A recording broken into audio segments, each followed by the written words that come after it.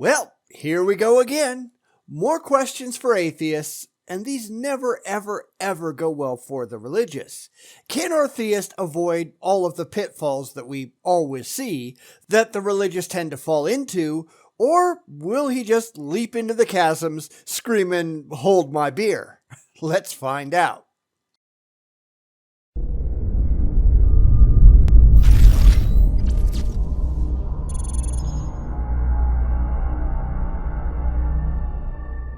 Today, we're going to take a look at the Just Ashlee Keyton channel for a list of 10 questions for atheists.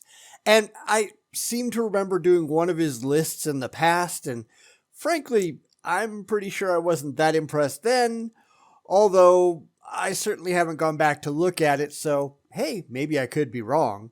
So, will he be able to come up with any good, intelligent, rationally valid questions for atheists this time? Or will he, as I'm sure we all expect, just go down the same old tired religious road that so many have trod before him and make a complete fool of himself?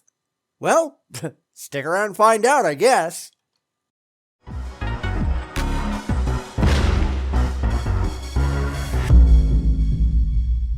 What's going on, guys? This is Ashlee Keyton, reporting for duty in the flesh. How art thou? I have 10 questions for atheists, agnostics, and people who believe in a higher power but don't, for some reason, want to call it God.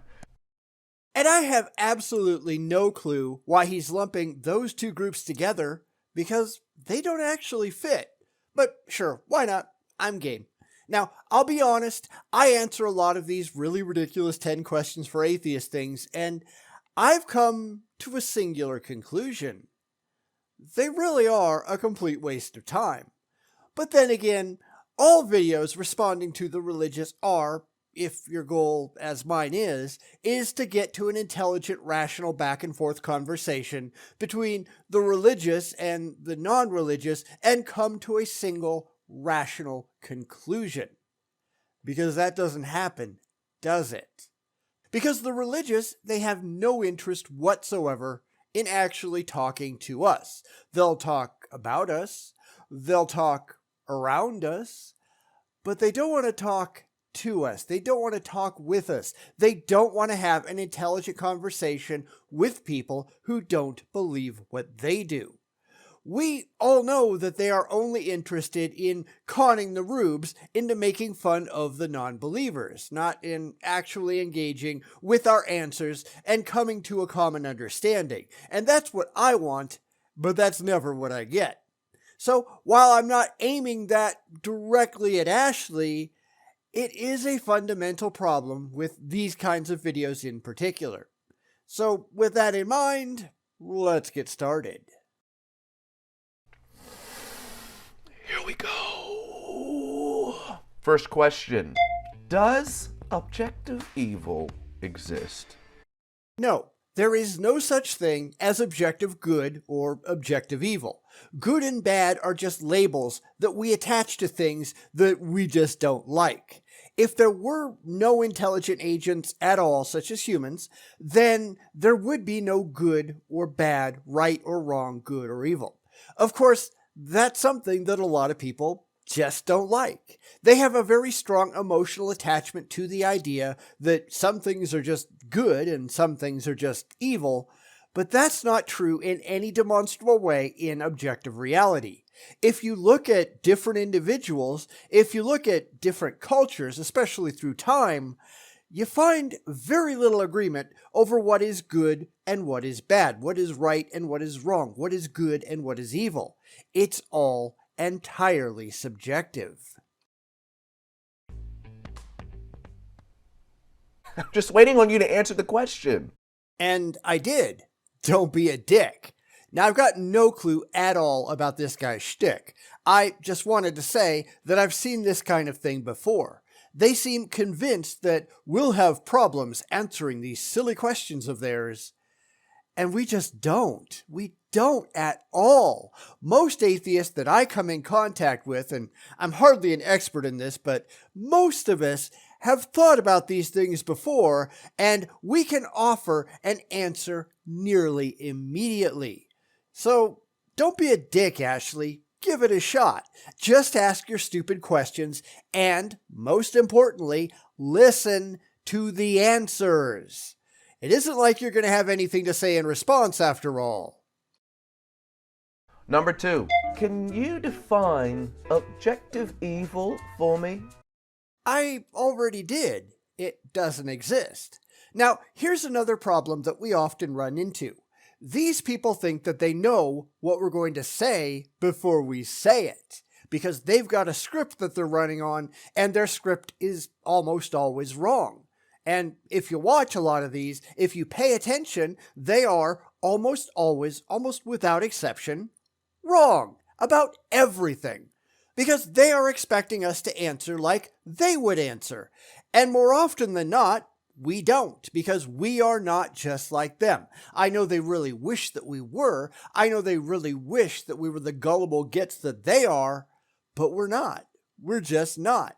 How many Christians have we seen that assume that atheists are going to be obstinate and contrary just for the sake of being obstinate and contrary? How many of them try to tell us that we really believe in their God, even though we don't? Again, we keep coming back to the unfortunate reality that they just don't care. They don't care what we have to say, and they aren't making these videos for us. They're making them for their subscribers who are, in most cases, almost entirely religious. It's an attempt to coddle the feelings of the people who give them the hits and pay their bills. There is no actual curiosity whatsoever going on here. It's all being done for attention. Number 3, and this one's my favorite. Have you ever honestly tried Jesus? He's all right. Absolutely. Have you ever actually tried reality? Because I rather doubt that you have based on what you're saying. Most people, they don't tend to like it very much. Most people are terrified of the real world. So much so that they invent imaginary father figures in the sky so that they can hide from an uncaring reality that doesn't seek to coddle them. Most atheists, at least in areas that are predominantly Christian, they started off as Christians. Then we all got better. The religious have to continually make excuses for how we can live just fine without their imaginary friends in the sky, and since this is all about comfort, not fact, they just invent stories to tell themselves to make themselves feel better about the uncomfortable reality that they live in. It doesn't matter what's actually true. It doesn't matter that we are often a whole lot happier and a whole lot more successful without their ridiculous gods than we ever were with them. And that's why they have to invent these lies. It's the only way so that they can hold it all together. We're not talking about the biblical text or Christians. Have you ever tried God out? Sincerely. And I'm not assuming that you haven't. I just want to hear different answers on this to see who has really tried Jesus out. I have. Tons of atheists have. What is the point of this question?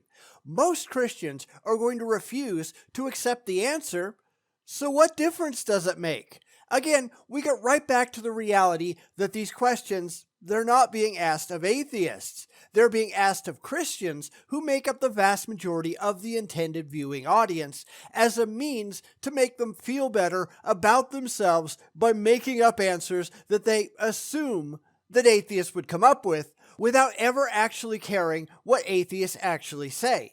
It's why, in most instances, the religious never actually respond to the answers that we provide in the comments, if the comments are even open. Ashlee seems to be at least trying, to his credit, from the few comments from him that I've seen, but we all know that mostly they don't even bother. It's why most of these questioners are such blatant hypocrites. They don't want to engage in a conversation with us at all. Number 4, what would be, in your view, a better explanation for how the world came to be about. I'll be honest, anything but a magic man in the sky did it. Do you understand just how stupid that sounds? I don't think that most theists do.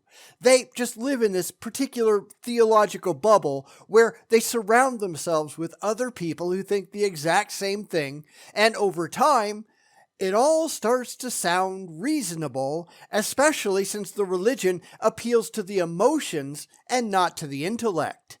Most of them can't take a step back from their faith and admit that it sounds really, really, really dumb. It sounds like a fairy tale, mostly because that's what it is. That's really where we have all of these problems, because they're only interested in the emotional comfort they receive, and factual reality is entirely irrelevant to them.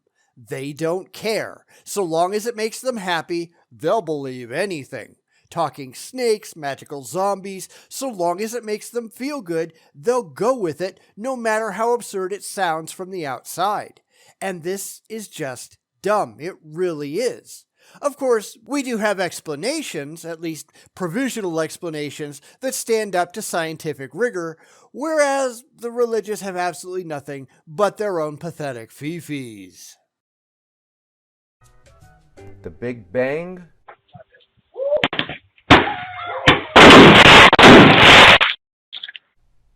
Or God? What makes the most sense? Logically, consistently, theoretically, cosmologically. The one that has all the evidence. See, here's really the problem. They don't actually understand, well, anything. They're just looking for the feels and never at all for the reals. They invent this farcical false dichotomy where they play the one that doesn't make them happy off against the one that does, as if arbitrarily rejecting the one that has all of the evidence suddenly makes the one that has absolutely no evidence at all somehow true. And that's not how logic or reason work. That's not how anything works, but they're not at all interested because this isn't about coming to the most rationally defensible position that you can. It's about getting their egos stroked. And that's just childish. Number 5, is believing in God an inconsistent view? Or do you just not like it? That is not remotely consistent with the reality that we see around us. It makes no novel predictions. It cannot be demonstrated to be true at all. In fact, the theists have to jump through an ever-increasing number of hoops to try to fit their beliefs to what we observe in nature. They have to make an endless series of excuses for why their God doesn't actually make any sense. Now, are any of these excuses demonstrable? No. Are any of them testable? No. Is there any reason to think that any of it is true outside of, well, it makes me happy? No, not remotely.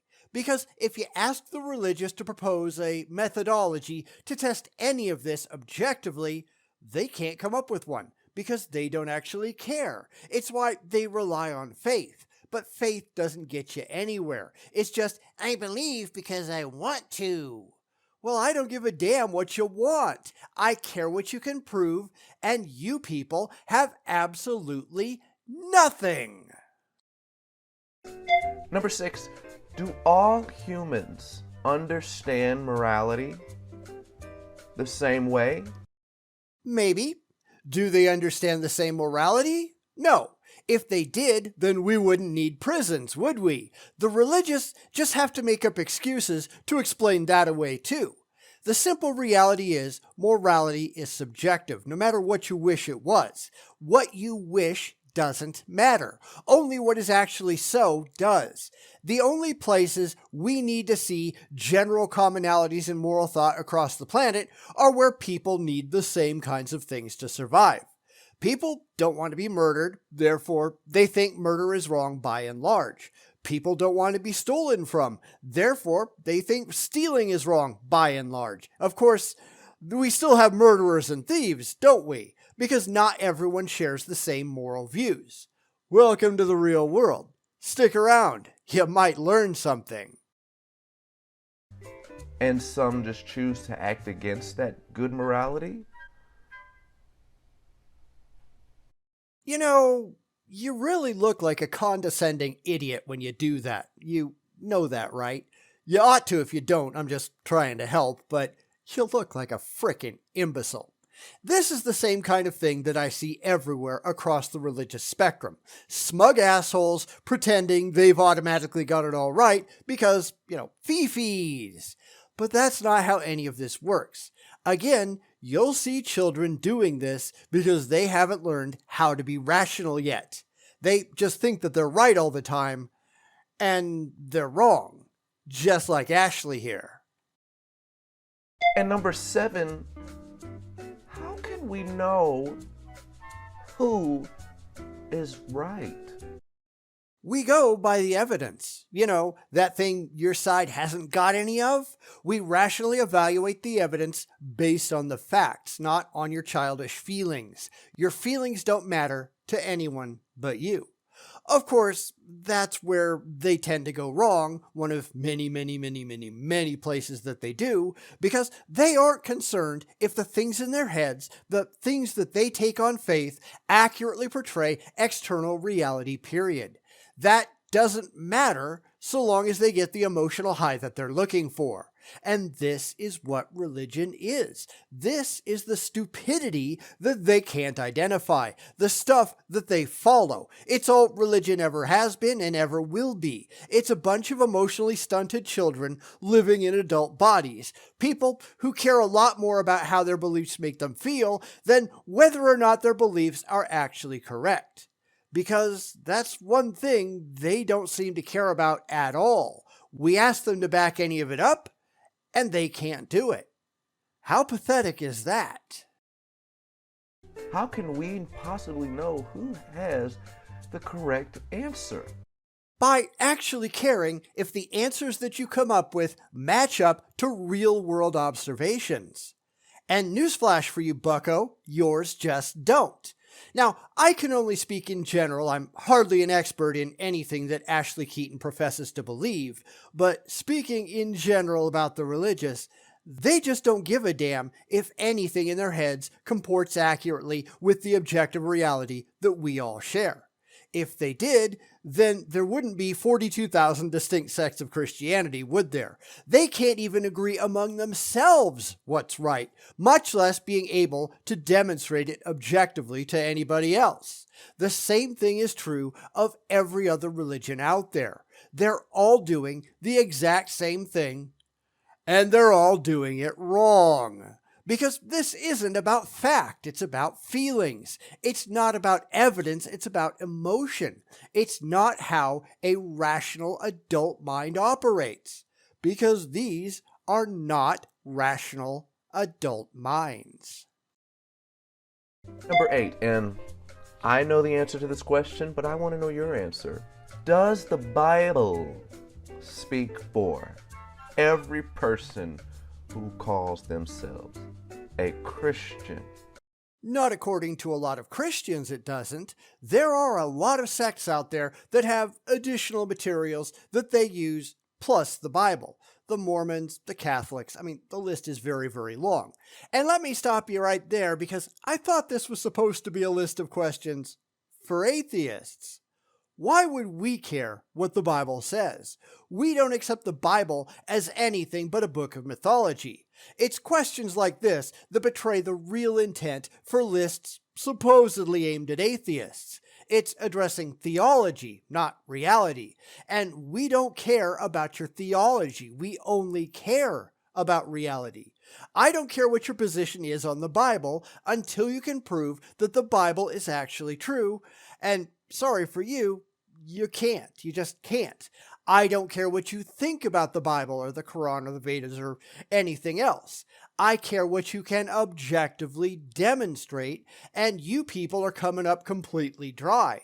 If you're only in this to spout your own religious beliefs, then you're wasting absolutely everybody's time. Move on to something worthwhile if you would. Let me explain. You have certain people that act ungodly, in my view. Why does anybody care what your view is? I mean, honestly, answer that question. What is godly and how do you know? How do you demonstrate that view to others who don't share your beliefs? Because if you can't, then your views are irrelevant to anybody but you, and that seems to be true of most of your questions. But I'll let you explain. Go right ahead. Please try to do a good job. And do some things that I would say God never told them to do. That say they're Christian, that believe in the Bible. There was actually something brought up the last time I did 10 Questions for Atheists, and someone responded and they said that a lot of Christians worked with Hitler and, a lot of Catholics and those are not Christians. How do you know that? I'm not asking what you believe. I'm asking you, how have you attained this level of knowledge, and how do you objectively back any of it up in any verifiably demonstrable way? Because this is one more problem with religion. Anybody can say anything that they want. Anybody can claim anything that they want. The Bible is a big book of multiple choice. 42,000 distinct sects, remember? Every single one of them have come to their beliefs by a different reading of the Bible. How do you know which ones are right and which ones are wrong? More importantly, how do you prove it? Not what do you believe, not what do you have faith in, not what do you want. Proof. Try for some proof, because you people can't even prove that your God exists. How do you hope to demonstrate that your unproven deity has ever told anybody anything, period? This is why atheists don't take you people seriously. We ask you to prove it, and you can't. You don't even try. You're just a bunch of children with imaginary friends. Maybe you ought to knock that off. But that's my view. What would you say? Let me calm down. Does the Bible speak for every single Christian? Does every Christian represent the Bible?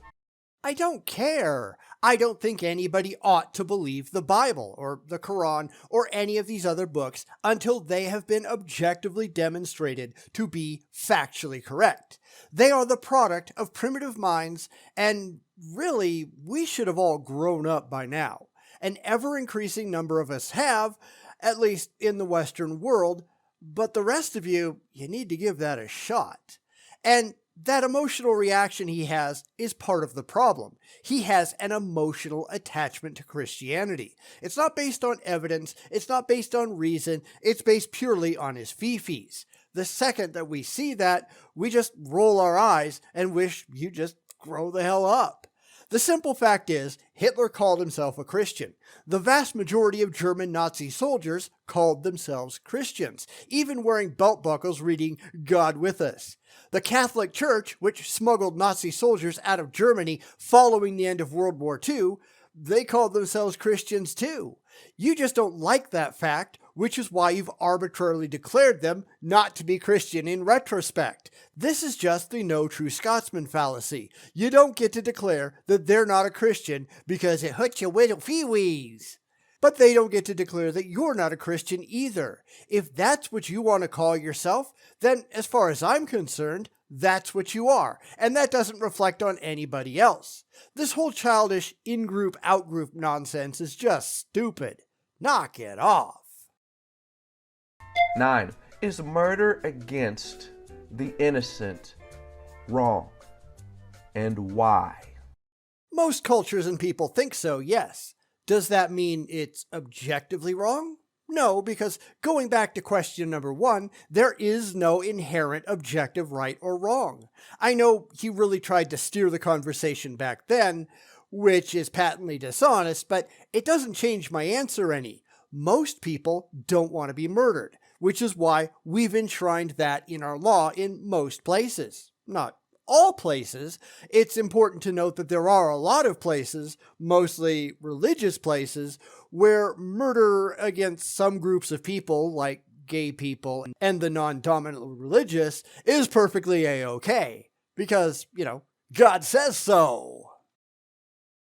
You could turn all of these questions to me, and I don't mind giving my answer. But please do not dismiss the question. I didn't. I answered it. I don't think you can do the same, at least with any attention towards demonstrable reality, but I invite you to go ahead and try, because that's really where all of this breaks down. I'm not interested in your feelings. I care how well your answers comport with the real-world observations that we can make, and yours, I'm sorry to say, they just don't. This is where all of these lists go so horribly awry. All the religious can say is, "But I believe it." Well, who cares what the hell you believe? Back it up with something intelligent. Your faith means absolutely nothing at all. Number 10, what is your confirmation and foundation for truth? Reality. How things actually work in reality that we can all test objectively for ourselves. I have that. You don't. And that's kind of a problem for people on your side, Ashley, whether you're willing to admit it or not. But then again, I'm not doing this out of a sense of ego. I'm doing it because I want to believe as many factually true things as I can, and to reject as many factually false things as I can, and to know how to tell the difference between the two. The religious, well, they don't. They really don't. They're looking for comfort, not confirmation. They like what it says in a book of mythology, so they buy into it hook, line, and sinker without actually asking themselves if any of it is true, because, let's be honest, they really don't care. That's kind of a problem for anyone remotely rational or reasonable, wouldn't you say? All right, guys, those are my 10 questions. Have fun. I'm so excited to see the answers that you come up with. I tell you, I'm thrilled. And most importantly, God bless y'all. Don't be an ass, Ashley. You ought to be better than that. You should be, but unfortunately, we all know a lot of people aren't.